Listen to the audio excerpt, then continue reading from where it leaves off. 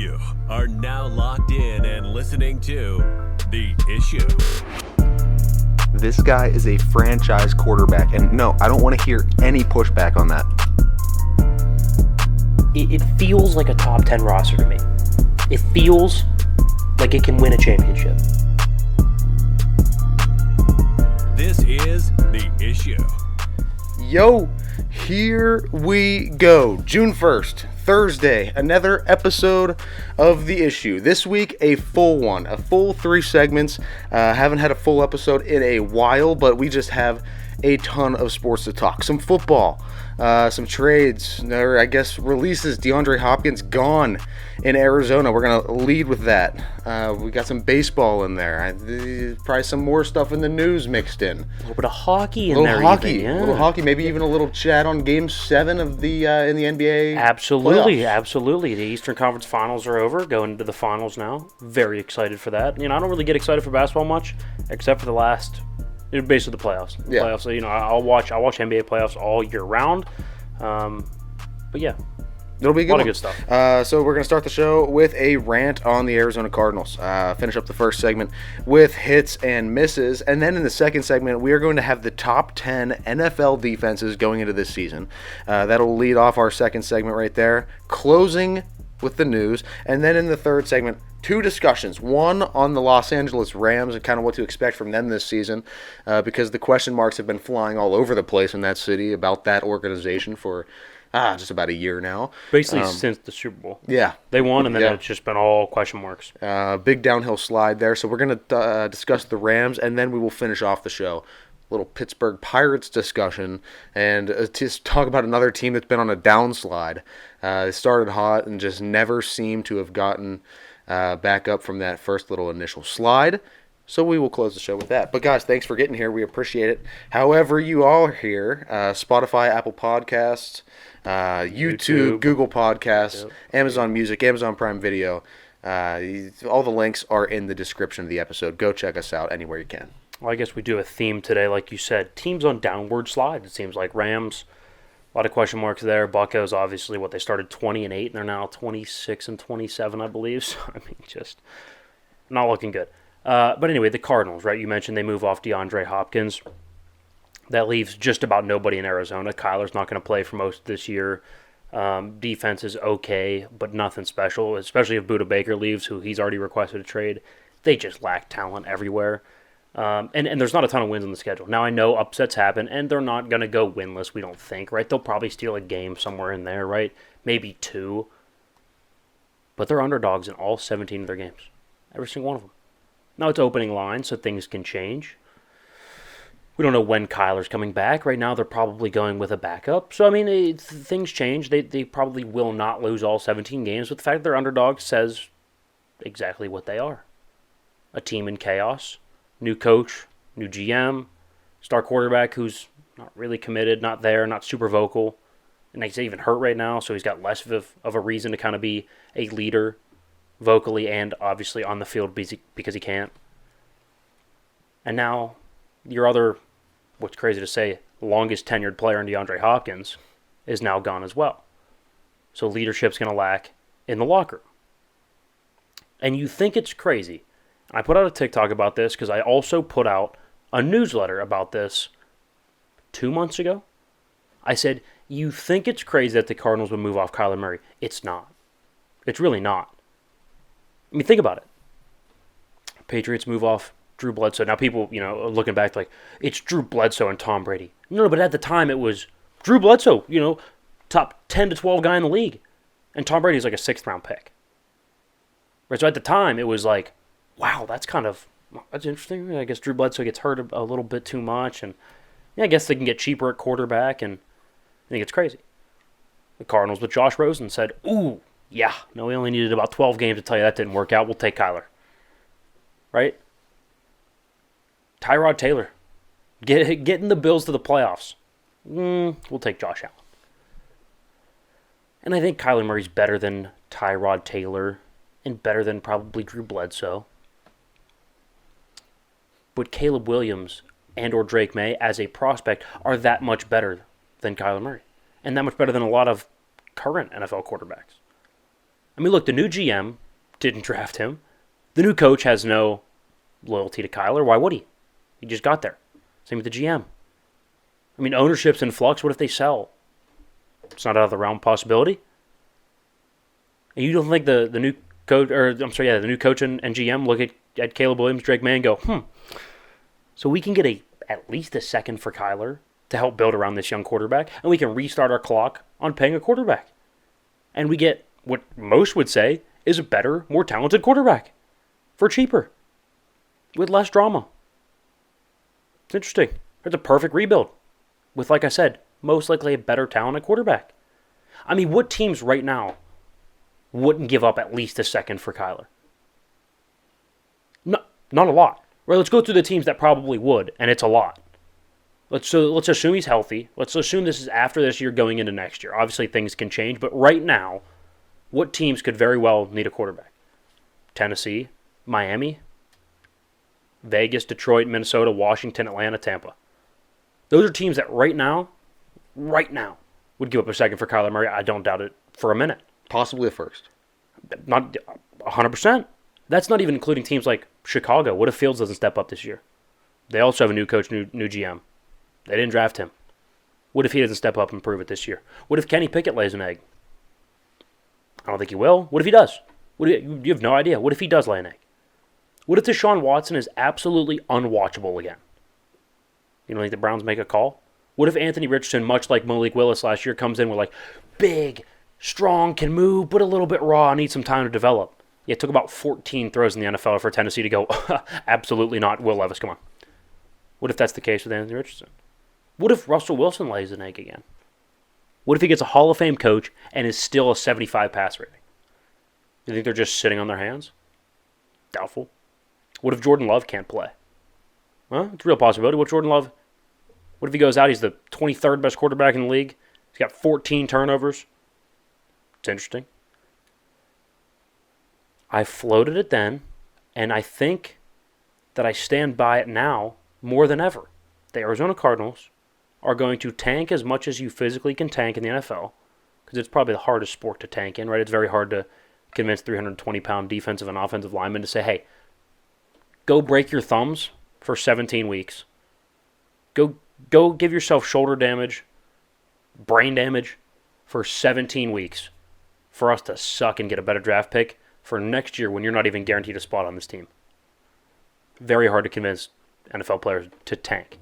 But as much as they can physically tank, that's what they're going to do this year. They're going to move off Kyler Murray. They're going to get cheaper, more mature at quarterback. They'll move him for a second. Some desperate team. Like Washington baffles me. They've needed a quarterback for 4 straight off seasons, and they keep patching it together with like Ryan Fitzpatrick and Taylor Heineke and now Jacoby Brissett. You convince yourself that Sam Howell's the guy. I mean, they're gonna have a new owner next year, or even might be right now, right? Didn't they just sell? Yeah. So they have a new owner. You just sit there and watch Jacoby Brissett win 4 games a year? Probably not. Hey, Kyler Murray, come on in. 2 seconds, that's it? Nothing. Come on in. Perfect. It's not crazy to think about. It's not crazy. I said it then. I'll say it again. I stand by it now. The Arizona Cardinals are going to move off Kyler Murray after this year, especially if they have a top 3 pick, which we all think they will because they are going to tank as much as they can, and they will be drafting Caleb Williams or Drake May next year, and that is a fact. I stand by it. I cannot wait to see it happen.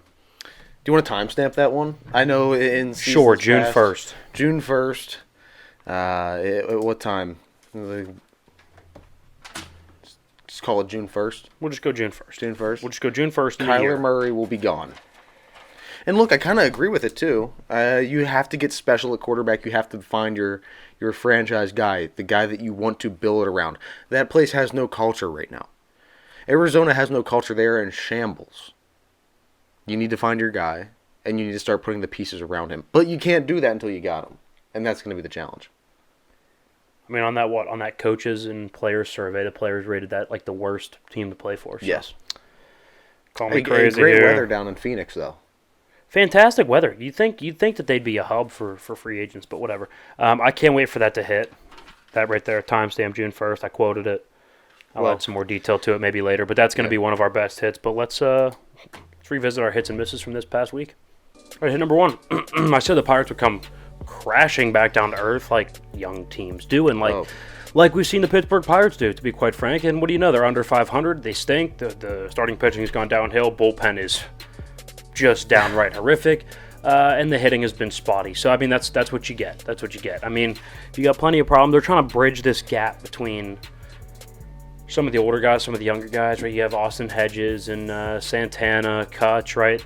Who are all, productive in their own right. But then you have some young guys where it's like, should we get the young guys more time? Should we keep letting the older guys like a Santana and Hedges keep getting more playing time? So they're in a weird spot and they're not handling it very well. And I said that they would, regress to the mean, which is about 500. I think I said they'd win about 80 games, right around 500. That's what they're at right now, slightly below it. So we saw it coming. They have come plummeting back down to earth. Yeah, it has been, not the greatest. And when you drop one to San Francisco, 14-5, what was it? It's a tough one. There's position players pitching that's rough. You shouldn't lose like that, especially to a team like San Fran, especially after the start that you had. Like, they proved that they could beat some solid teams in the league. Yeah, 100%. They battled. 100%. But like you said, it's going to take, I think, a couple years of this group being together, kind of like learning how to play and learning how to really compete in a league like the MLB. Yeah, I agree. Miss number 1 here. Staying with baseball. Baseball's always been about history and tradition. I never really thought that they'd break it, and start doing Pride Nights. But here we are. It's 2023. I mean, whatever, man. I just want to be so done with this, talking about this BS. Like, it just, who cares? Go be gay. Go be a dude. I don't really care. I'll respect everybody. It doesn't matter. Why do I got to keep hearing about it? I don't care enough. Give me the baseball. Yeah. I want to watch baseball. I want to listen to baseball. I want to hear about baseball.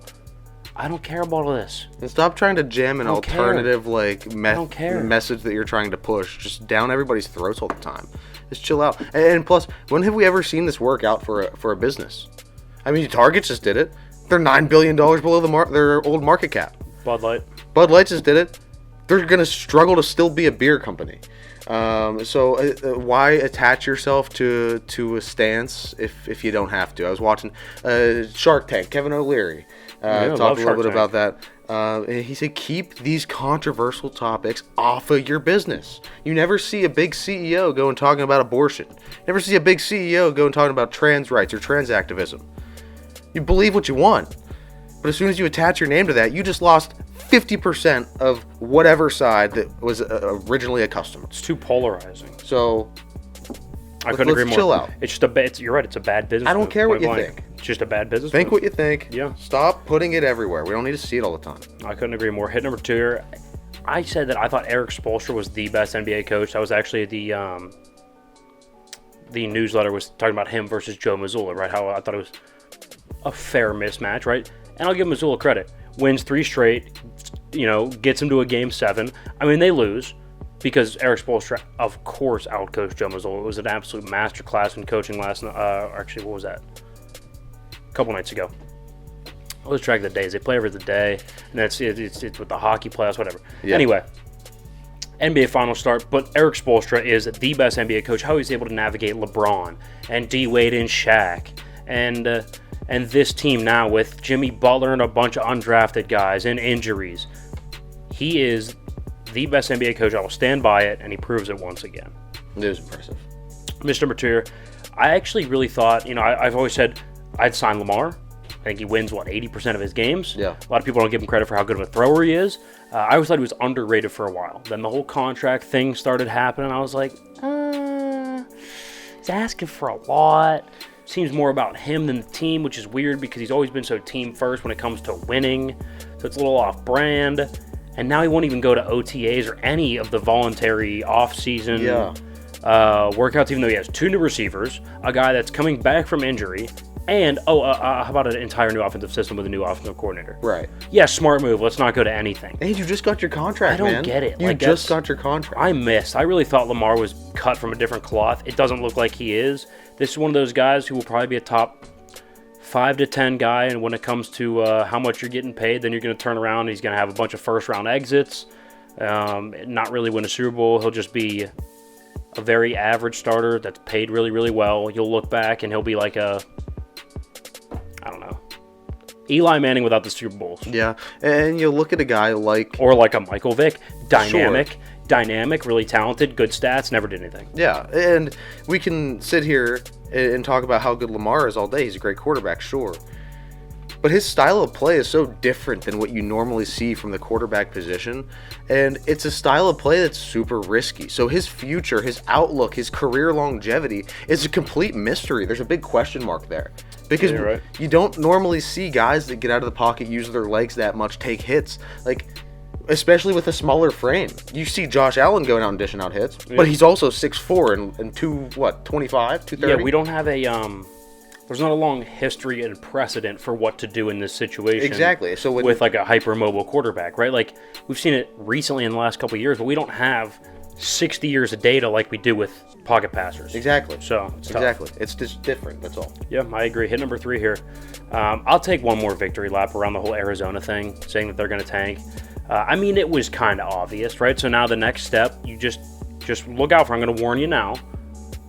Watch for like a little setback in Kyler's knee, right? He's going to come back. He's set to come back around like week 11 or 12, right? He'll have a little setback. It'll hold him out till week 14, 15, 16, something like that. And then they'll be like, 2-12, 1-14 at that time where it's like, why even bother? Let's just hold him out for the entire year. And boom, that's how you tank and get the first or second overall pick and draft your next franchise quarterback. Right. Move off Kyler, get cheaper, right? Yada, yada. I said it months ago.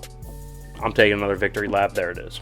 Yeah, I can see that happening. You need to go get your guy now. You need to have him like yesterday if you want to be successful. Yeah. And then just start building from there. But it all comes with getting him first.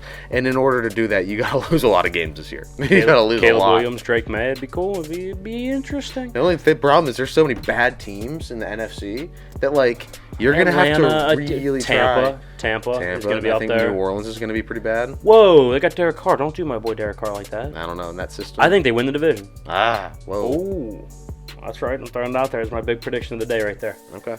I think New Orleans wins the division. Fair enough. I mean, what have you? I think it's the best top-to-bottom roster in the division. It's better than Tampa. It's better than Carolina. Atlanta. Carolina's close. It's close with Carolina, but I think I'd take New Orleans. Give me Carolina to win the division. See, I like Bryce Young too, but I know what I get with Derek Carr. I've seen it. Sure. Haven't seen it with Mr. Big Helmet. Fair enough. Miss number 3 here. Way back when, I don't know, like January or something, we had the Eagles head coach. We did like the box check game, right? I think it was going into the playoffs. About the teams, like we always call it, like, how many boxes do you check? If you check, it's like 6 categories we have. Yeah, if you check 5 of 6, you're in the Super Bowl bubble. 6 of 6, you're a Super Bowl favorite, right? Like Kansas City or whatever. Right. So we're looking at Philly, coach, quarterback, offensive line, weapons, pass rush. I think secondary maybe. Yeah. Or run game. Run game. And I think we had Philly checked for pretty much every box except for coach. Yeah, we did. And right now, that's a fat miss. And I think we're bringing this up because it's going to be interesting to see him this year. He's going to really have to prove it, right? Missing both coordinators from last year.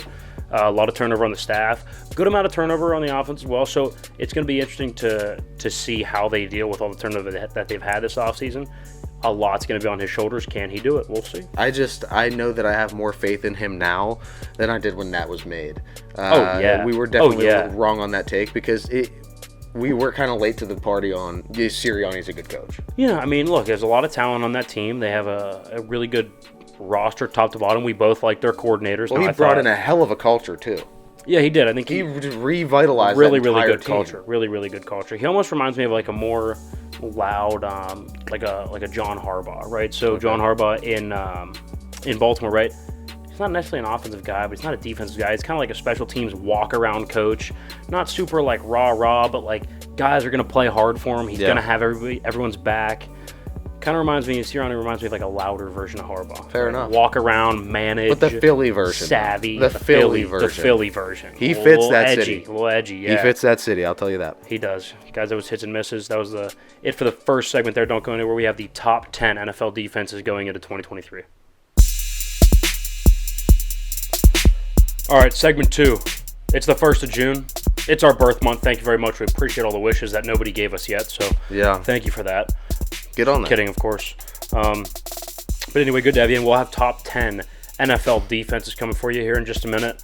We'll have sports news later on in the segment. Then we'll have a couple discussions to wrap it up in the third segment, a little more discussion-based, a little flowing back and forth here because, that's what we do. That's what we do. But yeah, like I said, we're going to start with the defenses. So this is going into this year. So this is taking into account the draft, free agency. Yeah. Did they acquire a new DC, right? So a lot Miami, of different factors. right? A lot of different factors. If you are new to the issue here, we start with 10 and we go to 1. Build the suspense. Doesn't really make a ton of sense if I tell you who the best defense is off the rip. Isn't that kind of what you're trying to find out? Because then who's going to watch the rest of the video to see all the way down to 10? You watch from 10 to 1 to see that last spot. Absolutely. I couldn't agree more. All right, here we go. Okay, number 10, the New Orleans Saints, right? So they have Marshawn Lattimore, who I still view as a top 5 to 10 DB in the league. I still think Cam Jordan is really, really productive at the pass rusher spot. I like Demario Davis, inside linebacker. And for all the shortcomings of their coach, because at the end of the day, you look at his record, he doesn't win as much as I'd like with something Allen. It's not Marcus. That was the old running back. Dennis Allen. He is a defensive guy, and he is really, really good at coaching defense. They've always had pretty good defenses under him. And then something that you gotta take into effect here. Their division. That's 6 games right there where they're playing bad quarterbacks. It's weak. It's a bad very quarterback. Weak Bad or a rookie quarterback, right? Weak divisions. They got 6 games right there where that defense should clean up. I mean, if you remember, they gave Brady fits when Brady was in Tampa Bay. Yeah. Fits. So it's a really, really good, well-coached defense. They sit at number 10. I agree. And like you said, they sit in, I think, either the worst or second worst division in football. The AFC South, I could make an argument. I think both of the Southern divisions are absolutely horrific. I mean, I would say at least with the AFC South, you have a team that you're like, oh, that team is gonna win. Right. Like Jacksonville's so much better than everybody else. Yes. This division not quite. It is kind of a toss up. I don't know. It's just they have a well-rounded defense. They always have. They're gonna have the pass rush. They're gonna have the secondary. Like they're not gonna have this huge deficit in one of the categories. Yeah. I agree. Number 9, let's go with Miami. And now you're not going to see it here on your graphic, but they acquired the new defensive coordinator, Vic Fangio. Yeah. That's a huge get. He's been one of the best defensive head coaches in the league for the last 5 years. He now steps down and is the DC in Miami. Huge get. Along with Jalen Ramsey, they have Bradley Chubb. They added him last year at the deadline. Jalen Phillips, another year in the system. He was a rookie last year, was really productive, big, long edge rusher. Xavier Howard is still a really, really good DB, especially when it comes to interceptions. And Christian Wilkins up the middle is a very good player. So they have a bunch of pieces in Miami. And like I said, the Vic Fangio piece cannot be overlooked. Yes. They're going to be a very sharp, crisp defense, right? Kind of like we saw when they were with Flores, right? Yeah. And then they took the step back with McDaniels, which is expected, right? That's expected. Flores is a fantastic defensive coach. I think you're going to see him return closer to the level that they were with Flores, which was a top 5 defense. Yeah, I agree. And I think it's super important for them to have good DBs, especially in division with Josh Allen. Yeah, 100%. And now with Aaron Rodgers? Yeah, Aaron Rodgers enters the division. So now you have 2 super elite quarterbacks that you have to see 4 times a year. So having that defense and that secondary is going to be paramount if you want to do anything. I agree. Let's go to number 8, the Pittsburgh Steelers. Now, Steelers are a little bit top-heavy. Right, so T.J. Watt and Minka Fitzpatrick are obviously their 2 best players, and then there's a bit of a drop off. Right, you have the aging Cam Hayward. We're trying to bring back Patrick Peterson. He's on the edge. We signed Marcus Golden, which is a good get at pass rusher and linebacker, but he's aging as well. Our linebackers leave a little bit to be desired. That's why they're not higher. But with Minka giving you 5 picks a year and TJ giving you 16 sacks, it's 100% a top 10 defense. When TJ Watt plays, look what they did to Joe Burrow last year in week 1. Dismantled him. Sure. TJ Watt can affect the game in so many ways. If he is healthy for 15 of 17 games, that's a top 10 defense. I think so too. And you notice it, like we always say, take a player away and see how good that unit, that team, that side of the ball is. You can get a perfect isolation of that singular variable of that one player that way.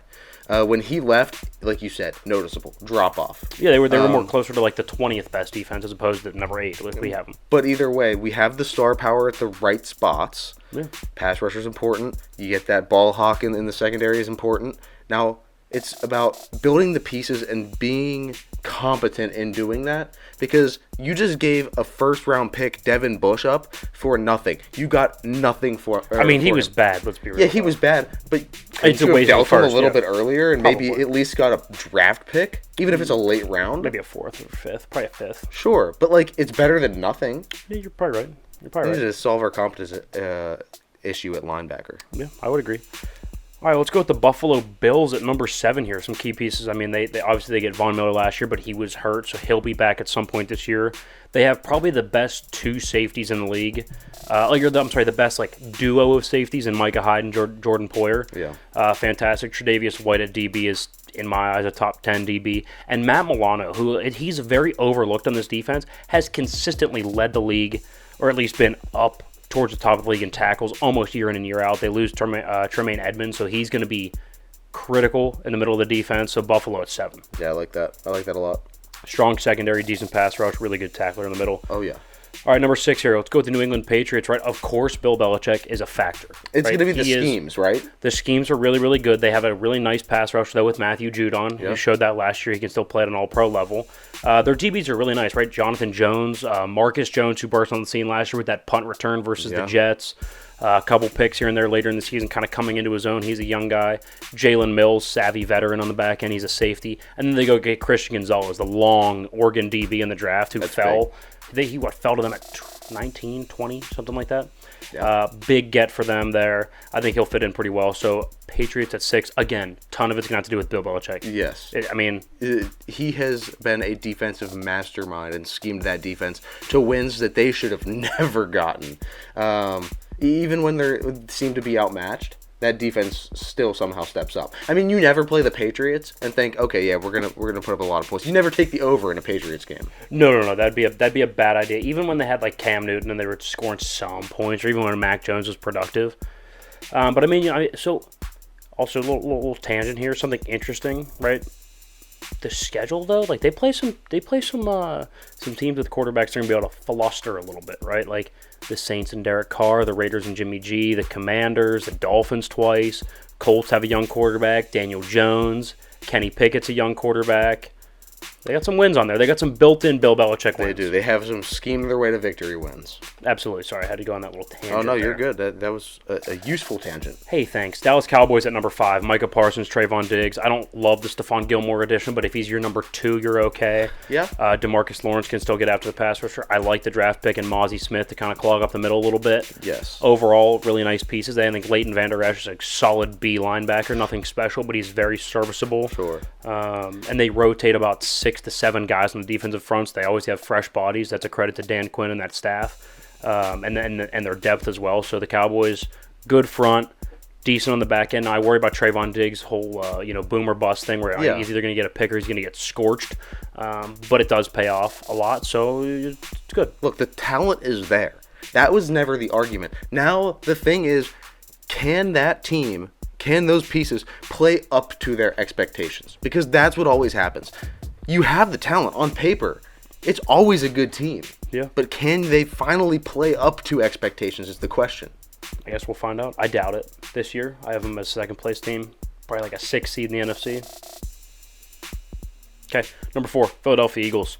I mean, you see some key pieces here on your screen. There's not enough room to write down all their key pieces. I mean, you got Hassan Reddick, Fletcher Cox, Jordan Davis, Darius Slade, James Bradbury. I could go on. You're going to have Nolan Smith, who's going to be a contributor this year, Brandon Graham. I mean, just a ton of really nice pieces. Now they lose their one linebacker, TJ Edwards. Don't love that. He goes to the Bears. But again, linebacker, we've seen teams be able to, I mean, like the Chiefs. Are they any good at linebacker? Not really. You know, the year before the Bengals and the Rams made the Super Bowl, neither of them were good at linebacker. No. So it's like they're serviceable there. They'll be fine. Edge rusher's really good with Hassan Reddick. Jordan Davis will be able to rush up the middle. Fletcher Cox as well. And then they have 2 really good lockdown DBs, Darius Slade, James Bradbury. I was going to say, I mean, the talent they've been able to acquire on that side of the ball has been ridiculous. Georgia U, man. To the point, Georgia U. Exactly. Like, to the point where you're just looking at it, just how does a team do this? How do they have enough money to go around to pay all these dudes? Because they have a load of talent there, and all of them have played fantastic. Like, most of them are very, very proven, and I don't have really any doubts about the rookies that they got either. No, and the only reason they're not higher is because they're going to lose. They lose their defensive coordinator from last year, and they do have a little bit of turnover within the system. They lost a safety. They lost a couple good linebackers. So they're going to have some turnover, and they're losing the DC, so that's why they're not higher. They'd probably be closer to 2. But they got the framework. Yeah, they have the framework, and they could very easily move up this list. Denver Broncos at 3, though. I think even though Sean Payton isn't a defensive guy, just the addition of some structure and some order to that team is already going to make the defense better as well. I think they're going to play much more complementary football, run the ball, time of possession, give the defense some rest. I think it's going to be a way better team on the whole, and you have the fact they have probably the best. In my eyes, he's a top 3 DB. I think Patrick Surtain II is fantastic. Yeah. I think Justin Simmons, the safety's a top 5 safety. Randy Gregory and DJ Jones on the defensive line are plenty good enough. Josie Jewell at linebacker is serviceable. They have the pieces there, and I think as a roster, they're going to be much, much better as an entire team, as a cohesive unit, as a complementary football, winning brand of football team. They're going to be better. Without Nathaniel Hackett. Nathaniel Hackett was an unneeded ankle weight. Just slowed them the hell down. Couldn't agree more. All right, and this is where it gets a little saucy. Number 2, the New York Football Jets. I'm telling you, again, same thing. Look, I have all the key pieces here on the screen. There's more. DJ Reed at DB, right? I mean, they have 2 good safeties, 2 good DBs. Linebackers are good with Quincy Williams. Will McDonald's going to rush the passer with Jermaine Johnson. Quinnen Williams up the middle. I mean, Sauce Gardner is, in my eyes, the best DB right now. This defense has it. And Robert Saleh, again, he's on the hot seat. Maybe he's not the best coach in the world. But damn it, he can scheme that defense to some wins. He solved his side of the ball, and this is what we talked about when we went into Dion. You have to solve your side of the ball. You solved your side of the ball first, and now what are they doing? Look, so they have the defense. So now this year they're pouring everything into Aaron and solving the offensive side. 100%. So it's a perfect model of what we've been talking about from a coaching perspective. Yeah, I agree. He's got their defense humming. All right, number 1, San Francisco 49ers. I mean, Nick Bosa, Fred Warner, Talanoa Hufanga, Dre Greenlaw, Javon Hargrave. They have an all-pro at every level, a first-team all-pro. Hufanga's a first-team all-pro. Fred Warner, first-team. Nick Bosa, first-team. Javon Hargrave will give you 11 sacks from a rotational lineman. Insane. Dre Greenlaw will be top 5 in the league in tackles. I mean, every level, they are just stacked. Yeah. They have that DB Ward, who's a good DB. I mean, they are stacked at every level. Eric Armstead. I mean, you name it, they have it. They have 2 of everything, it seems like. Fantastic defense. Again, I worry a little bit with D'Amico Ryans not being there anymore, but I still think it's a talented enough defense to where it's not going to matter a ton. Right. They have a good culture. They'll be able to fit somebody in. They'll be just fine. And one thing I look at with them, like you said, they have 2 of everything. The amount of depth that they have. The importance of having depth. We talked about it just a little bit earlier, how evident it was when TJ Watt went out. Yeah, you need to have the depth. They have enough pieces to the point where they could have 1 or 2 get hurt for a little bit of time. Now, I'm not saying extended periods of time. That's going to crush any team. I don't 4 care or 5 who you are. games, yeah. But they have the ability to maybe lose a couple pieces, rest some guys, and still look absolutely dominating on defense, which I think is big. It's huge. Take us back down through the list. All right, number 1, San Francisco. Number 2, the Jets. 3, Broncos. 4, Eagles. 5, Cowboys. Number 6 is the New England Patriots. Number 7, Buffalo Bills. 8, Steelers. 9, Dolphins. And 10, the New Orleans Saints. You'll notice that the New York Giants aren't on here. I know we're going to get some shit from the Giants fans. You're 5.2 yards a carry. You were like 15th in air yards per attempt. I mean, look, it's not there. You supposedly have a really good defensive line. You can't stop the run. You don't get after the passer enough. Sorry, but no. Yeah, you might be able to play your way up this list, possibly this season, but that is to be determined. But for now, let's go over some of the biggest stories from the sports world this week. All right, let's start with story number 1 here. Let's go to the NBA. Bob Myers, the former GM and president of basketball operations of the Golden State Warriors, is stepping down. So now it's interesting because obviously he drafted Steph, Clay, Draymond, and was part of acquiring Kevin Durant and all the role players to go around those guys. Built the empire. For their the empire for those 4 championships and plenty of other runs deep into the playoffs and to the finals. So it's tough to kind of, in a sense, say bye to that. But to be fair, in the recent years, has left a little bit to be desired in terms of draft picks, right? Jonathan Kuminga, Moses Moody, James Wiseman all appear to not be quite as good as they thought, right? You had to have one of those hit to be a star, and it looks like Wiseman is a bust. Kuminga's a role player at best. Same with Moody. So whenever you miss on draft picks, especially high draft picks like a Jonathan Kuminga was, or I'm sorry, like a James Wiseman was, it's really tough to recover from that as a GM in any sport, really. And so I think the combination of that and just they've been doing it for 10, 15 years now. It's like it kind of ran its course, right? Maybe it's time for something fresh. There's rumors of maybe Steve Kerr moving upstairs and Kenny Atkinson taking the job as the head coach. So we'll keep an eye on that. But nonetheless, Bob Myers stepping down. Now, the resiliency on how they bounce back from that, I think, is going to be very telling of how just well-structured that organization is as a whole. I don't really care what sport it's in. You can go from the NBA to the NHL to the NFL to the MLB. When you have big changes like that with the executives and especially big positions upstairs like that, how a team responds, but also be on the lookout for a little bit of a regression, right? Like, you can't be on top forever. Pick your company at the top of the stock market. They're going to experience their fair share of dips. Yeah, for sure. So when you lose a guy like that, hopefully they can find their direction again. I mean, I'm more of a Warriors guy than any other kind of team. I love Steph, man. He just does it the right way. He does the right way. You can kind of relate to him as a guy and as a player. So he's a beast, too. He's a beast. Story number 2 here, the Miami Heat staying in the NBA here have moved on to the NBA Finals, right? They almost blew a 3-0 lead. Game 7, they end up kind of putting it to the Celtics to stave off the comeback that the Celtics were mounting there. So they're going on to the NBA Finals. They'll face the Denver Nuggets. I think it starts next week. I want to say Sunday, Monday, something like that. It starts on Monday. Is it Monday? Monday. There you go. Starts on Monday. I guess official prediction here. I'll go ahead and take Denver in 6. I think Miami's going to scrap. I think it's going to be a really, really close 6 games. But nonetheless, Denver's there's so much size on the wing, man. So much size. I mean, when Jokic is your center and he can run your offense, and everybody else is like 6'4", 6'5", 6'8", it's like, oh my God, there's so much size, length, versatility. So I'll take them. But nonetheless, good for Miami Heat moving on. Right, and not that basketball is all too physical of a sport, but especially when you have a very emotional series that you almost blow a 3-0 lead, and then you have to fight your way into a Game 7 and hope you can try to nail down what you had. Yeah. I feel like that can tire a team out, wear a team out a little bit. You know, one of the biggest things in the playoffs, no matter the sport, is avoiding those long series. Yeah, and you look at Denver. They swept the Lakers. So they've been off for like a week already. Yeah. So they're gonna have like an extra week of rest. Some extra time in the cold tub. A couple extra just like dynamic workouts. Absolutely. Just keep the muscles loose, all the joints ready. They are in a much better spot recovery-wise, for sure. But on the other hand, some people might say, like, well, they might be a little bit rusty getting back out there.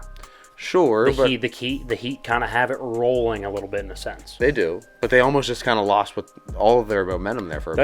That's true. I don't know. It's interesting. Like I said, I still take Denver, especially with the home court advantage. They've been money in Denver. Yeah. Story number 3 here. Switching to the NHL, the Vegas Golden Knights have advanced to the NHL, the Stanley Cup Finals, to face the Florida Panthers. Kind of the shock of the league, especially sweeping the Eastern Conference Finals. Yeah. That's pretty insane. Yep. From a team that almost didn't make it to sweeping the Canes in the Eastern Conference Finals. Good for Florida. Vegas obliterated Dallas on Monday? Monday. Yeah. On Monday night to advance. That game will be, that game's Saturday the 3rd. Wow. June 3rd. So game 1 of the Stanley Cup Finals will be then. Who do you like? I like Vegas, man. You like Vegas? I like Vegas, and I think they have just a little more.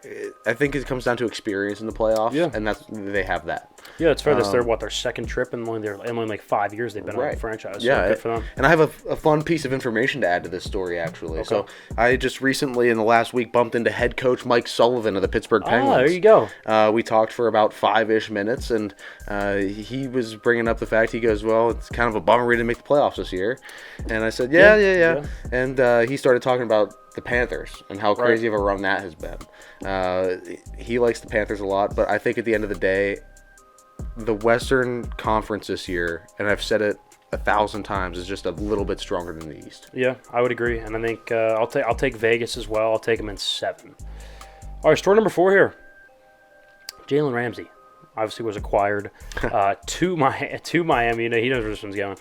Acquired by the Dolphins, so he's now in Miami as opposed to LA. Both, nice places to live. Pretty nice cities, yeah? Yes, we visited the Aqua Waters, the beach, big club town in Miami. While he's been out there, he has also been getting active on social media. Good for Jalen Ramsey.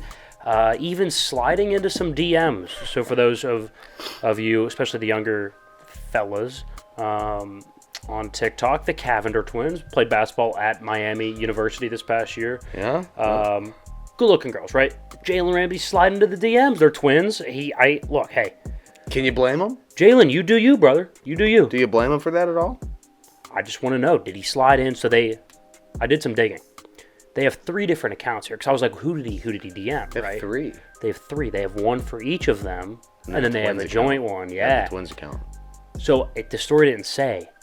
Do you think he hit up the joint account and was going for just whichever one takes the bait, or the 2 for 1, or the 2 for 1?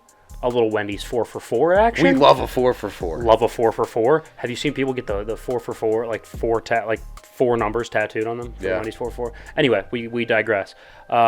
This is just kind of a funny story. Jalen Ramsey sliding into some college girls' DMs. He's about 28, 29 now, probably. Look, man. When you're in the NFL, and you can just kind of he's got money. You can blaze your own trail. Blaze your own trail. Good for Jalen Ramsey. Hey, Miami's a fun city. You have fun while you're in Miami. You know, how long do you get to be an NFL athlete playing in Miami? A couple of years, maybe. Yeah. So if you're lucky. Hey, live it up, man. Live it up. Live it up. Live it up. Just don't get that South Beach fever before a game, and you're in business. Absolutely. Guys, that's the news. Don't go anywhere. Third segment, we're going to have some discussions, a little bit about the Buccos and their recent slide, about the Rams in this upcoming season, and kind of the direction of the LA Rams.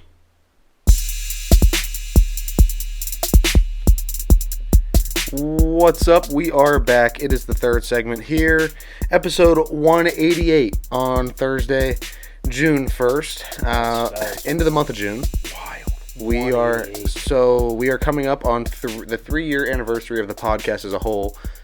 We are now celebrating, as of this week, a full year on YouTube. So, guys, thank you for all the support we've gotten. We've gained 2,000 subscribers. We've had about 1.5 million views on the channel in 1 year. It's been a fantastic journey. We only hope that it gets better. So, like, subscribe, and share whenever you can. Also, we have our merch drop. All of our summer stuff has just dropped last Friday at theissuesports.com. So go check it out. Go look at the shop. Look for something for the summer, for yourself, for a loved one, for a friend.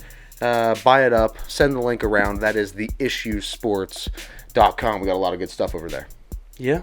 So we talked a lot about the Cardinals today. Obviously, them moving off DeAndre Hopkins. What does that mean for their future? And we were kind of looking around the division. You're looking at the Rams, right? They had another, interesting offseason. So a couple of things happened. McVay, season ended. He kind of went into this period where he's deciding, am I staying? Am I going? What is my next step, right? And obviously you don't want to lose Sean McVay. We know he is a top probably 5 head coach. Easily. He's brilliant. A really, really good culture. I mean, good with the X's and O's. Just a good guy to have in your organization. Somebody you do not want to lose as your head coach. So what the Rams did was say, okay, Sean, come on back. We'll make you do. We'll move off old, expensive defensive players. Let's give you some help on offense, right? Last year was really, really rough in terms of offensive line was poor, which led to Stafford getting hurt, which means we're watching backups. Receiver depth was very thin once Cooper Kupp was out. So it's They made a clear effort. Sean, we will get you some help. We'll spend some money on the offense. We're going all in on you, basically. You and Stafford. Let's go. Right? You, Stafford, Cooper Kupp. That's it. We'll go out. We'll go all in. Right? Bobby Wagner, see ya. Jalen Ramsey, bye. Right? Pretty much everybody except Aaron Donald, you're expendable on the defensive side, right? And so it's interesting when you look at from the time they won the Super Bowl till right now, almost the fall from grace in a sense, because I think their roster is far from ready to compete for a championship right now. And I said whenever they won the championship, I said, be careful about bringing everybody back, right? They brought everybody back. We'll give you an extension, and you get an extension, and everybody's getting paid. Be careful, right? And now look where we are. They just had, a 5-win year? At one point, they started Baker Mayfield at quarterback. Wake up, right? little bit of a fall from grace. They kind of mortgaged the future, went all in, signed everybody, and now it's biting them in the ass. So what do I think the Rams look like this season? That's a tough one, right? I haven't looked a ton into their schedule yet. I don't think it's super hard. I don't think it's super favorable either. Somewhere in the middle. To me, they have a lot of components that you really, really need. Right? We always talk about not every position is valued the same. Right? We obviously know quarterback is at the top. Right? Coach is right there with them. Wide receiver is right up there. And a stud that can get after the quarterback. Those are 4 of the most important, 6 positions. You throw left tackle in there and throw DB in there. Or safety. So, oh, God. Miss me with that. Gross. What are you, Minka? I like Minka, but let's not act like safeties are valuable. That's ridiculous. What are we, Chicago? Go look who pays safeties the most. It's Chicago and Seattle. Newsflash, they're not winning anything. But no, I mean, they have... It would be DB and left tackle next. Now, those are lacking a little bit. Left tackle's getting there. I think they have too many important positions solved to be bad again. I don't see them being another 5-win team. To me, they feel more like 8 or 9. And in the NFC, that will get you competitive for a wild card spot. I don't think they're the Niners. I know I kind of shit on Seattle there for a second, but I don't think they're even Seattle. I think Seattle's a better football team today. I think their offensive line's better. I think their weapons are better. Coaches here or there. I'd prefer McVay. But, I mean, there's a certain argument for Pete Carroll, absolutely. I think the defense is more well-rounded in Seattle, so I don't think they're Seattle. So it puts me the 3rd best team in the division. I think they're significantly better than Arizona. We've talked about them. They're tanking in my eyes. So, and you look around the NFC, right? So the division winners will get in. So we think probably, Minnesota. We haven't done our predictions yet, but probably Minnesota. We'll go with your prediction. We'll go with Carolina, probably Philly, and then the Niners, right? So who else? That leaves 3 spots. I think Detroit's a really good football team. I think they get in. I think New Orleans has a real case. It's a weak division. I think they could get in. I think Dallas could get in. There's your 3 teams. Where do the Rams sit? That's not even counting Seattle. They are not even on the fringe, I would say. I think it's an 8-win team that will be competing until week 18, but I think ultimately they missed the playoffs. I agree. Now, it's just, how often do you see a team bounce back from a season, like from a down year like they just had, to having something like special this year that could make a playoff run? Now, if they make the playoffs, they're not going anywhere. Nowhere. Depends how healthy they are, I think. And I mean, I guess it would depend on a couple matchups here and there, but I can't see them being a very high seed. So, I mean, theoretically, if they went in as the 7, they'd probably get San Francisco? Who's the 2? If either San Francisco or Philadelphia. Those are probably the top 2 seeds, we think. Right. Maybe Minnesota. If it's Minnesota, I'd take them. Yeah, but there's no way Minnesota's getting the top 2 seeds here. Probably not. Probably the Niners. They're not going to. They're not going to go 11-3 in one-possession games. You're probably right. That's so just they probably get San Fran first round. You're right. They don't go anywhere. Yes, and it's just something has always. It's felt off since that Super Bowl win. I told you, don't bring everybody back. Like, it's the whole bring everybody back Tampa thing. did it. It didn't work. Bill Belichick never brought anybody back. No. Like, it was never like, hey, let's pay everybody. You're right. You kind of made the reference there, but they were the Oprah of contracts. They were just giving everybody a contract. Everybody, yeah. Just because it worked once does not mean it's going to work again in this league. I'm very interested to see. It's one of those teams, I think, you go division by division here, like, teams that I think are fascinating to watch. Like, I think Pittsburgh is fascinating to watch. Is Kenny Pickett going to blossom into a star? Is he going to kind of regress to what we think his mean is, which is like a Kirk Cousins, Jared Goff type? Right. I mean, you go, like, I am absolutely fascinated by C.J. Stroud in Houston. Because I think they have some pieces there. And if he can play, it's a 6-win team, 7-win team, which is a vast improvement. If he can't, though, they're going to be bad again. Hell, even Jordan Love in Green Bay is more interesting. I think Jordan Love in Green Bay is fascinating. I think Aaron Rodgers in New York is absolutely polarizing. That's going to be – I can't wait. I can't wait. I can't wait for Justin Herbert and Kellen Moore. Because if that doesn't work, I love Herbert. What if they don't win in a playoff game this year? Then you have to. Staley's gone Then for Staley's sure. gone. You have to get rid of Staley, but you don't move Justin Herbert. No. But you're gonna hear some arguments for it. Sure. But I mean, as long as he has a good statistical year, puts up numbers, throws a good amount of touchdowns, and stays away from bad timed interceptions, he'll be fine. My point is, like, going through the divisions there, that is the most interesting team in that division for I think sure. so. And then you have the rebound year for the Broncos. Yeah. I think the Rams are the most interesting team, though, in the NFC West. We know Arizona's going to be bad.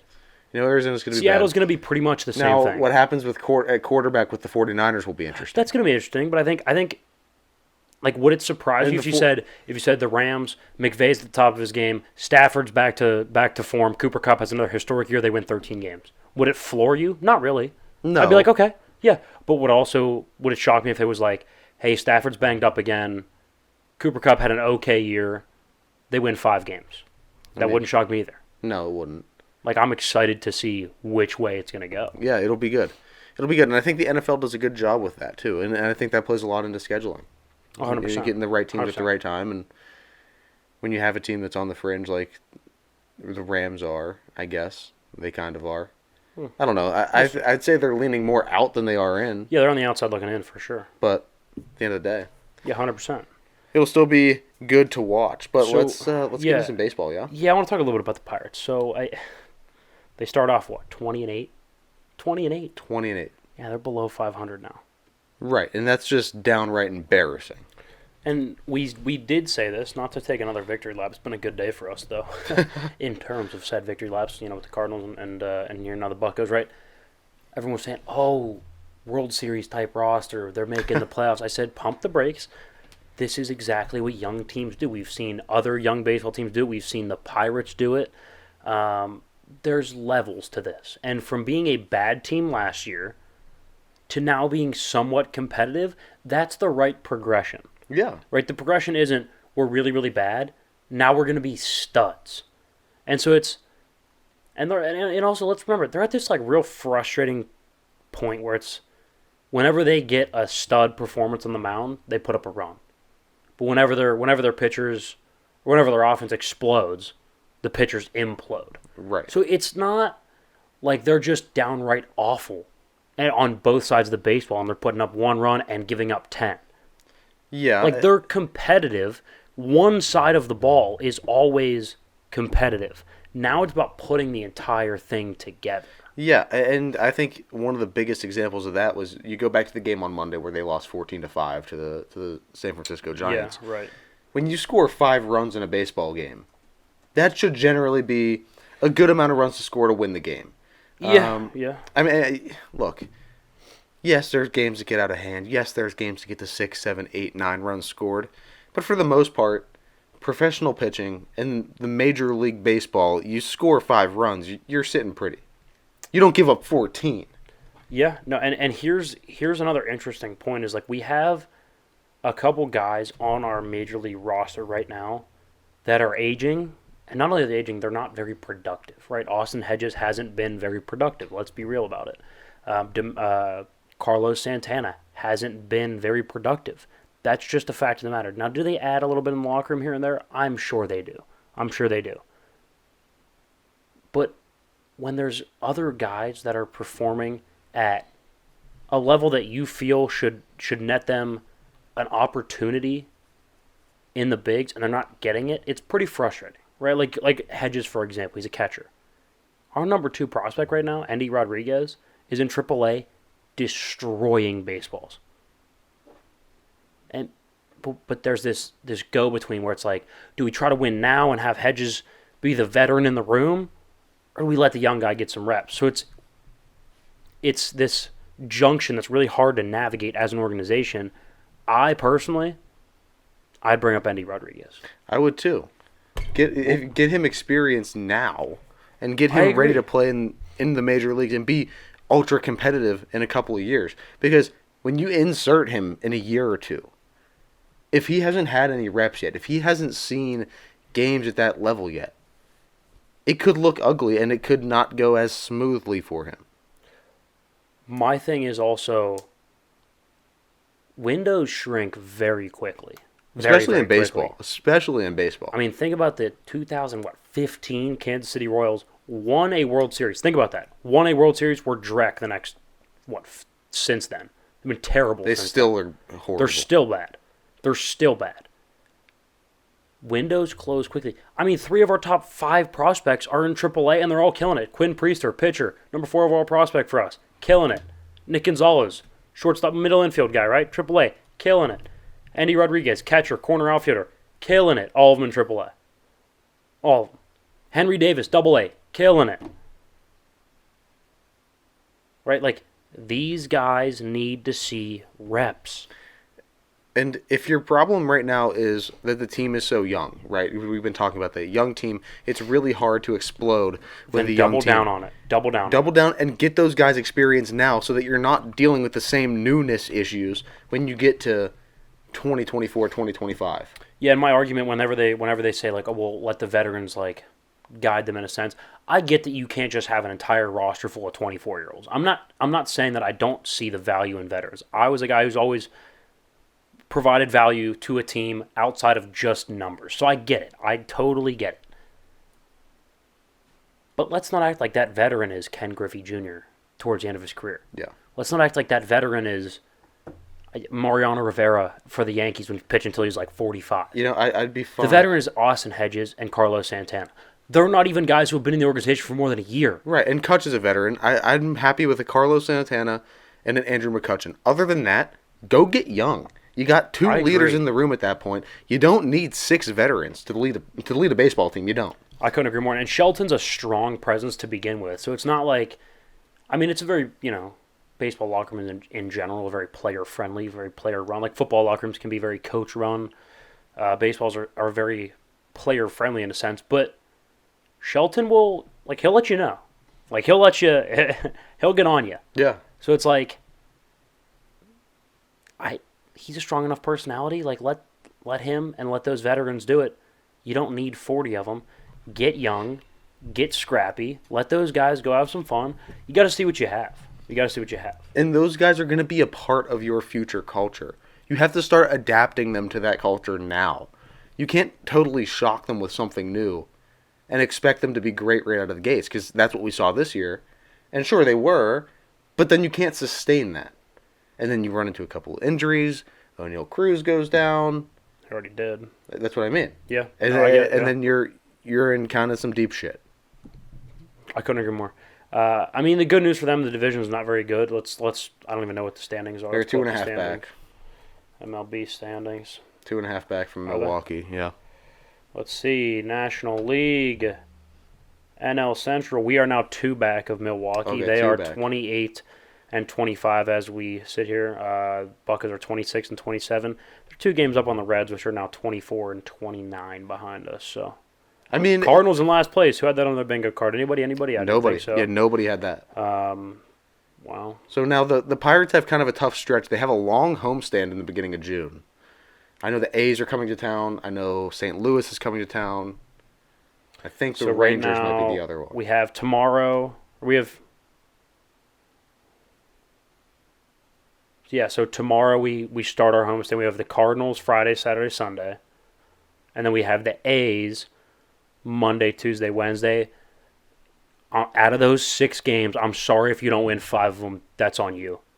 That's on you. The Cardinals are not playing good baseball and the Athletics suck. It should be a sweep and a 2 out of 3 from the Cardinals. You have to. And then you have the Mets that come to town for 3. Which is going to be tough. That's really tough. Yeah, that's tough. Then we go back on the road. We go to Chicago and to Milwaukee. Okay, so then Chicago could be at least scrappy, win a game or 2, but then you're probably going to get swept in Milwaukee, right? I mean, Milwaukee's playing good baseball. I don't know if swept. Look, you have to take 5 of 6. And if you include the Mets series, so those 9 games, you gotta go 6 and 3. Fair. You have to. It's a must. If you don't go 6 and 3, you're looking at a tough stretch from there on out, especially with a bunch of divisional games coming up after that. Yeah, fair enough. I mean, I know they're not going to be competitive. I know they're not going to vie for anything important this year, but maybe a playoff spot, maybe sneak in a wild card game. Yeah, maybe. Why not? If they can somewhat sustain it, but like we said numerous times on the show, we know what happens to the Pirates after the All-Star break. They melt. And it could get ugly quickly. But That's just about all we have for you guys today. So make sure you're going to theissuesports.com. Sign up for the newsletter right there on the homepage. Just type the email in. It's a good one this sign week. up. It was a really good one this week. Kind of like a mini hit this week. A little edition of hits and misses came out this Wednesday. Guys, it gives you a sneak peek at the show. A little coupon action at the bottom shows you what's going on the website, what we're doing with the merch, little updates on the show. So really informative. Make sure you go sign up for that. While you're at it, go check out the social media.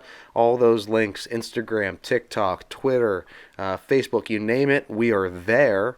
Go check it out. That can be found in the description of the episode, no matter where you are watching or listening. But guys, we really appreciate it. We will catch you next Thursday, and that was The Issue.